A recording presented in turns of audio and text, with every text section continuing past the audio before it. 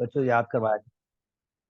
Okay, यानी भाई ratio, sir एक तरह से डिवाइड ही हुआ ना। नहीं नहीं, मैं अभी वही फर्क समझा रहा हूँ बेटा, इसका फर्क समझा रहा हूँ। देखो ना, आपने भी वही वर्ड का एक तरफ से डिवाइड हुआ, ये डिवाइड नहीं है। इसका आंसर आपको देता हूँ भाई। पर्सन वन, ये हमारा पर्सन वन है, इसके पास 40 रुपीज है। पर्सन टू, इसके पास 60 रुपीज है। ये इन दोनों के पास 40 और 60 रुपीज है। अब मैं जानना चाहता हूं कि इन दोनों के अमाउंट्स में कंपैरिजन क्या है। अब कंपैरिजन यहाँ पर किस सेंस से होगा बेटा?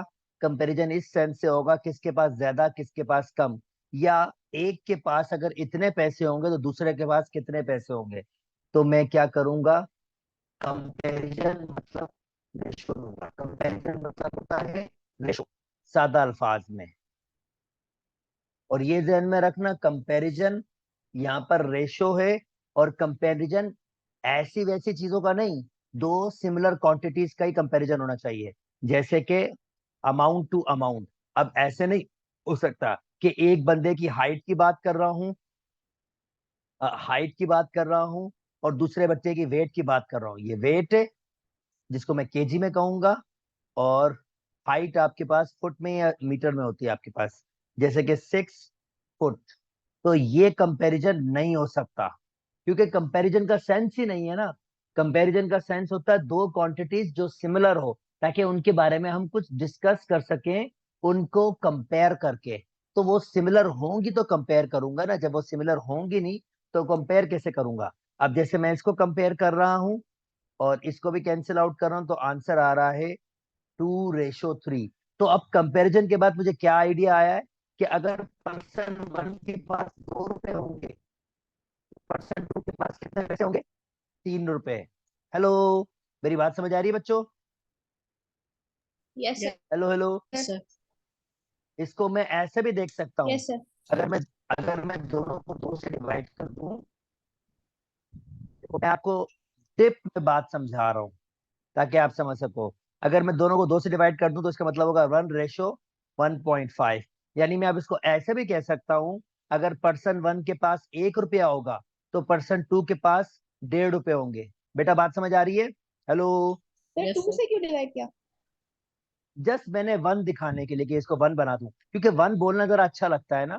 अगर एक के पास 1 रुपया यस। है तो उसके पास कितना, सिर्फ इसलिए किया था मैंने। ठीक है बच्ची, बात समझ आ यस। रही है? यस। ओके, यानी अब देखो यस वन सर। से क्या फायदा होगा, अगर मैं कहूंगा इसके पास 50 रुपए होंगे, तो इसके कंपैरिजन में इसके पास कितने होंगे? 1.5 को मल्टीप्लाई करना होगा 50 से। तो 1.5 को अगर 50 से मल्टीप्लाई, तो कोई ना कोई नंबर आपके पास आ जाएगा। बात समझ आ रही है बेटी? बच्चों जल्दी जल्दी यस शाबाश। सर। अब इसके यस सर। मुकाबले में, इसके मुकाबले में डिवीजन का मतलब क्या है? 40 डिवाइडेड बाय 60।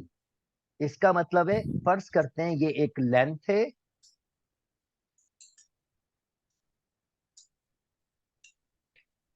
आ गया।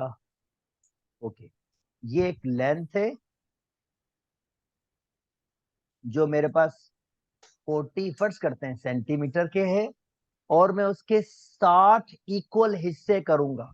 पहला हिस्सा, दूसरा हिस्सा, तीसरा हिस्सा, चौथा, पांचवा, छठा, सातवां, आठवां, नौवां, 10वां, 11वां, 12वां, 13वां, और इस तरह से कितने हिस्से करूंगा इसके? 60 हिस्से। तो डिवीजन का मतलब ये होता है, और उसमें कोई दो क्वांटिटीज नहीं होती, उसमें एक क्वांटिटी होती है, और जो नीचे नंबर होता है वो मुझे ये बता रहा होता है कि उस क्वांटिटी को कितना इक्वल डिवाइड करना है। इस्माइल, तो आप बात समझ आ रही है बच्चे? Yes sir. Yes sir. अब देखो दोनों में जमीन आसमान का फर्क है। हाँ, हम रेशो को लिखते जरूर ऐसे हैं, मगर पहला फॉर्म ये होता है, पर इसका हरगिज मतलब नहीं है कि 2 को 3 से डिवाइड किया जा रहा है या पीसीस में तोड़ा जा रहा है। इसका मतलब है 2 एक क्वांटिटी है और 3 एक क्वांटिटी जिसको मैं कंपेयर कर रहा हूँ। और रेशो को पहले कैसे लिखा गया होगा? ऐसे लिखा जाता है, फिर सहूलत के लिए ऐसे लिखा जाता है। दुआ इस्माइल, बात समझ आ गई? हेलो। Yes sir. यानी जब रेशो को ऐसे लिखा जाएगा तो उससे पहले रेशो की फॉर्म होगी जरूर, रेशो की फॉर्म होगी जरूर। ठीक है, चलो अब ये बात मैंने आपसे डिस्कस की क्योंकि ये मिसकॉन्सेप्ट बच्चों के पास होते हैं। मुझे पता है 2:3 को बच्चे कहते हैं 2 को 3 से डिवाइड करना होता है, पर डिवीजन का एक अलग कॉन्सेप्ट है। ये इस डिवाइड की फॉर्म में लिख जरूर रहे हैं, मगर स्टिल ये दो क्वांटिटीज हैं जिनके दरमियान कंपैरिजन किया जा रहा है। दुआ इस्माइल, बात समझ आ गई?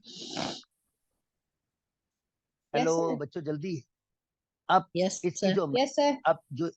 अब जो इसकी जो मैथमेटिक्स यूज हो रही है उसको मैं जल्दी जल्दी, क्योंकि हमने वैसे भी टाइम 8 मिनट लेट हो गए, तो I try my level best. अब आप लोगों ने ज्यादा मेहनत करनी ताकि हम जल्दी जल्दी चैप्टर कर सके। हाँ, some money are share between Mariam and Neha. चले, ये भाई दुआ और इस्माइल के, इस्माइल स्पेलिंग क्या है तुम्हारी? AS? ISMA इस्माइल ऐसे MAIL MAI IL। MAI। चलो ठीक है भाई, दुआ और इस्माइल के दरमियान कुछ अमाउंट डिस्ट्रीब्यूट हुआ है किस रेशो से? कि अगर दुआ के पास 2 रुपए है तो इस्माइल के पास कितने हैं? हेलो भाई जल्दी। Yes sir. अगर यस दुआ के सर। दुआ के पास 2 रुपए हैं तो इस्माइल के पास कितने पैसे हैं? 3 3 रुपए। रुपए। 3 रुपए। तो आई होप आपको ये सेंस अब समझ आ रहा है। What percentage of a total money share does Mariam receive? अब मरियम के परसेंटेज फाइंड कर। अब मसला ये कि परसेंटेज अगला चैप्टर है, उसमें परसेंटेज का सेंस भी आपको दूंगा, पर यहाँ पर सॉल्व करने का आइडिया आपको दे रहा हूँ। भाई मरियम के पैसे कितने हैं? 2। यानी वो जो बेटा पैसे थे ना, वो जितने भी पैसे थे बेसिकली दो हिस्सों में टूट गए हैं। एक हिस्सा हमारे पास है 2, जो दुआ को दिया गया है, जैसे मैंने कहा था पहले दुआ है, और दूसरा हिस्सा क्या है? 3, जो इस्माइल को दिया गया है। पर टोटल हिस्से कितने हैं? 5 हिस्से। परसेंटेज लेना होता है ना बेटा, जिस क्वांटिटी की परसेंटेज ले रहे होते हैं वो ऊपर रखते यस हैं। सर। अब टोटल हम नीचे रखते हैं, क्योंकि 5 क्यों रखूंगा? क्योंकि टोटल जो आपकी मल्टीप्लाई बाय क्वांटिटी है 100। वो 2, और multiply by 100। That's really good, शाबाश। यानी अगर मैं इसको कैंसिल करूंगा ये हो जाएगा 20। यानी 40% जो पैसे, और यहाँ परसेंटेज लगाएंगे, परसेंटेज 100 लगा दो। परसेंटेज में अगले चैप्टर में और तफसील से बात करूंगा, फिलहाल यहाँ पर सीखो सिर्फ इसको सॉल्व कैसे किया जाए, क्योंकि अगला चैप्टर परसेंटेज है। ये वो चैप्टर्स है जो हर चैप्टर के साथ जुड़ते हैं, रेशो रेट प्रोपोर्शन ये जुड़ते हैं। तो ये स्पेशल चैप्टर है जो मैं आपको करवा रहा हूँ। ठीक है, अच्छा 40%, इसका मतलब भाई 40% अगर दुआ को मिला है तो इस्माइल तुम्हें कितना परसेंट मिला होगा पैसों में? इस्माइल जल्दी।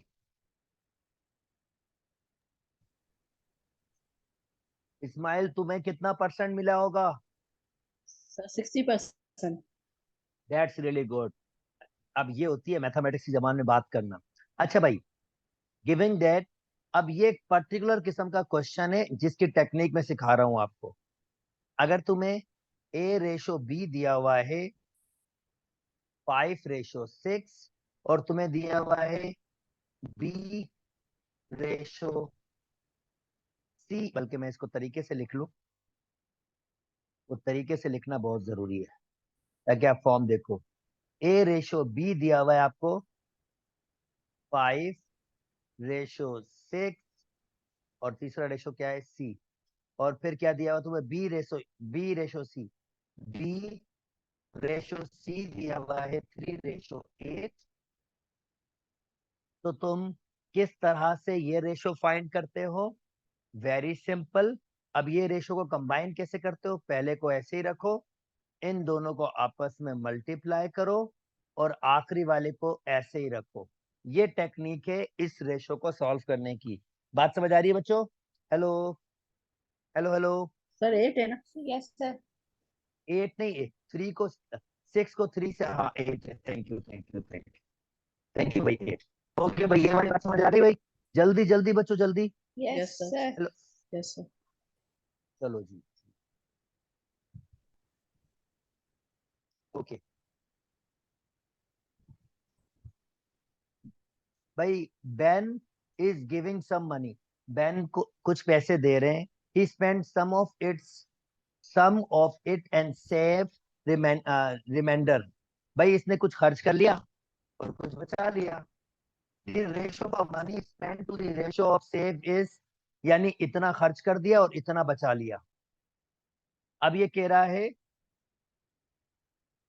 he spent $15, कितने डॉलर उसने स्पेंड किए हैं? $15। Calculate the money, amount of money Ben had. अच्छा भाई, एनी आइडिया कैसे करूं उसको?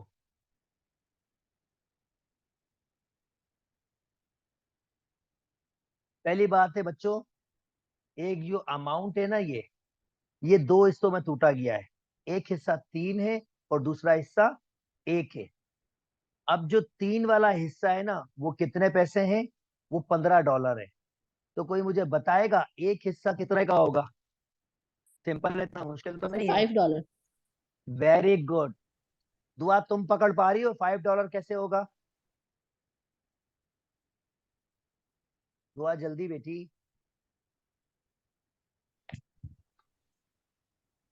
दुआ $5 Yes, sir. कैसे होगा? क्योंकि देखो भाई, इसके 3 हिस्से करेंगे, 3 है ना, 3 हिस्से करेंगे तो ये 3 से 15 है, तो करेंगे एक तो हिस्सा इसका yes, 5 ही होगा। तो टोटल अमाउंट 5 कितना हो जाएगा इसका? 20। $20। तो हमने ठीक इसका है। आंसर।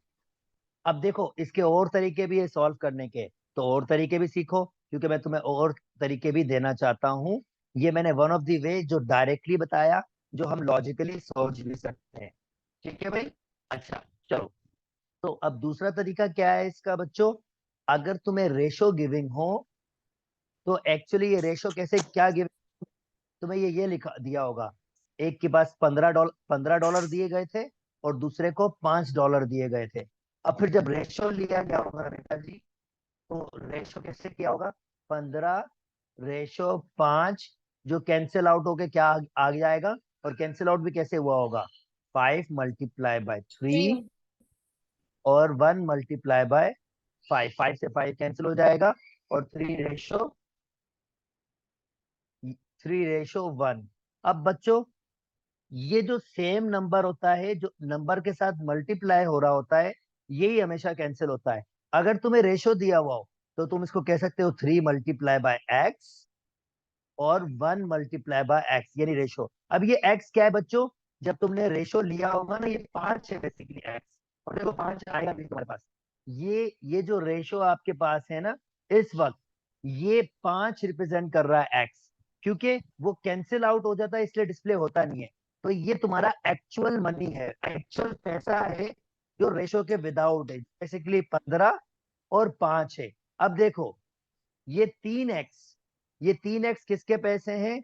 ये 3x आपके पास पैसे हैं जो स्पेंड हुए हैं, और स्पेंड के पैसे कितने हैं? 15। तो मैं कह सकता हूं 3x जो मेरे पास आया है, किसके बराबर आया है? 15 के। और x का आंसर क्या आ गया मेरे पास?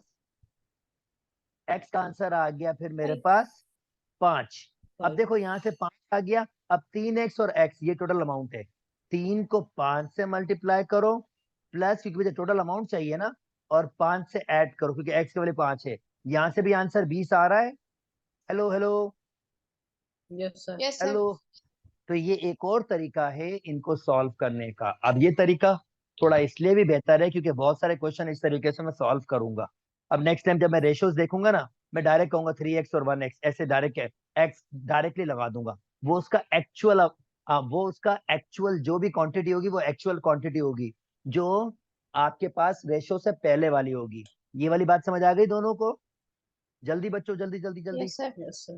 That's really good. नाउ आगे मूव करते हैं बेटा जी। कॉन्सेप्ट क्लियर हो जाता है ना, फिर क्वेश्चन तंग नहीं कर पाता, क्योंकि कॉन्सेप्ट आपके पास जब भी क्लियर होगा, बस उसको अप्लाई करना होगा, नथिंग एल्स।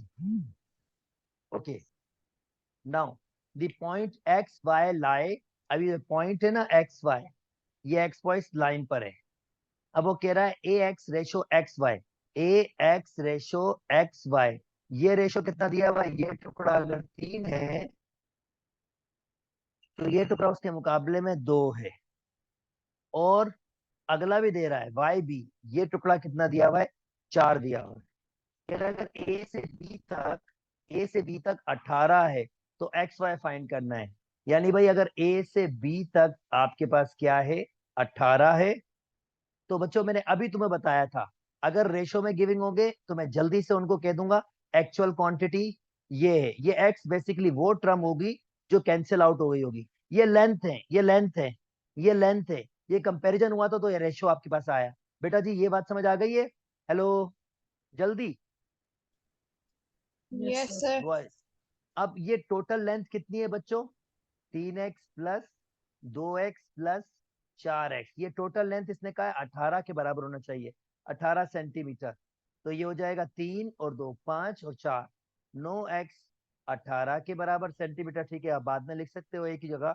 और x की वैल्यू कितनी आ रही है? 2। इसका मतलब बेटा जी ये जो लेंथ थी ये 6 थी, ये लेंथ 6 थी, ये लेंथ 4 थी,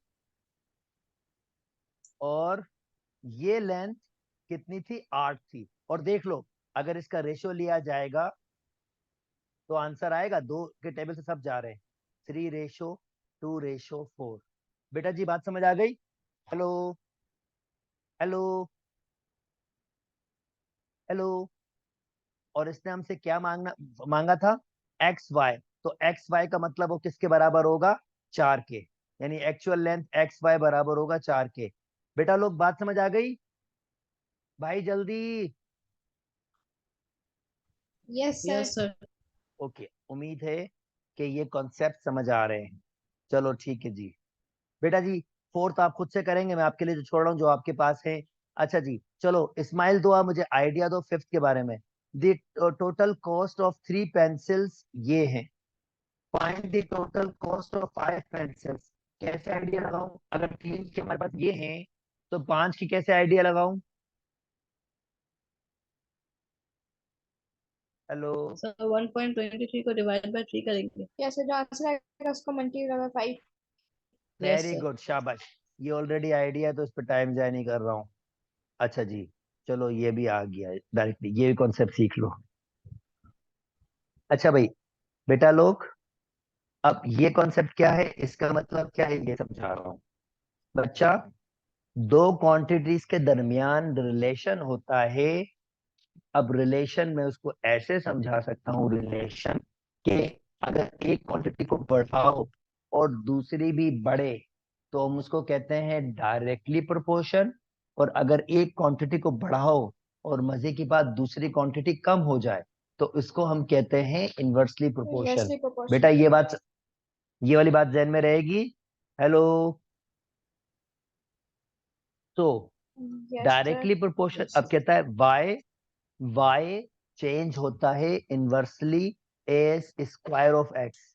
वाई चेंज होता है, ये चेंज का सैंपल है, यहाँ पर प्रोपोर्शन का सैंपल है। वाई चेंज होता है इनवर्सली, इनवर्सली मतलब 1 अपॉन, इनवर्सली मतलब 1 करके, upon x. 1 upon square of x, x. X square. X यानी स्क्वायर। y चेंज होता है 1 अपॉन एक्स स्क्वायर। अब ये चेंज को अगर मैं इक्वल टू में कन्वर्ट करूंगा तो एक कांस्टेंट लगेगा, constant multiply by 1 upon x square. यानी y किसके बराबर हो जाएगा? k upon x square. अब कहता है अगर मैं तुम्हें x की वैल्यू 2 दूं और y की वैल्यू 9 दूं, चलें जी, y की वैल्यू 9 और x की वैल्यू 2, 2 का स्क्वायर मतलब 4, क्रॉस मल्टीप्लाई, इसका मतलब k किसके बराबर आ गया मेरे पास? 36 के।